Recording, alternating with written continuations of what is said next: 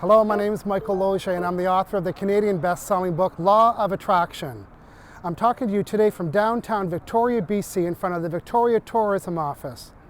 I've been teaching and studying and training Law of Attraction since 1996, and I've taught hundreds of thousands of people. And of course, teaching so many people brings lots of questions and lots of comments. So today, I want to talk about responsibility.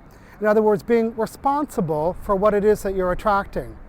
Now, of course, responsibility has two words buried within it. The first word is response, and the second word is ability. In other words, what is your responsibility? And let's turn it around and say, what is your ability to respond?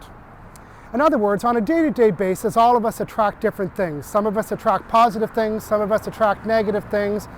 It's how we respond to what we are attracting is what's important. In other words, what's your ability to respond?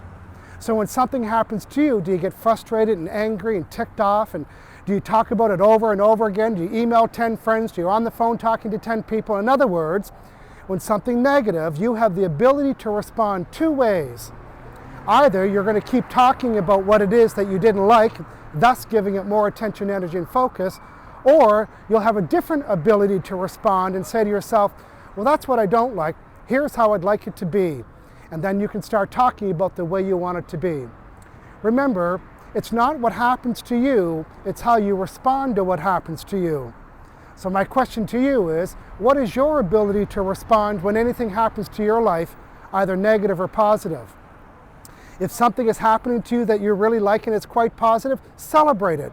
Respond to it by celebrating it and giving it attention, energy, and focus. And in doing so, the obedient law of attraction unfolds and brings you more of the same.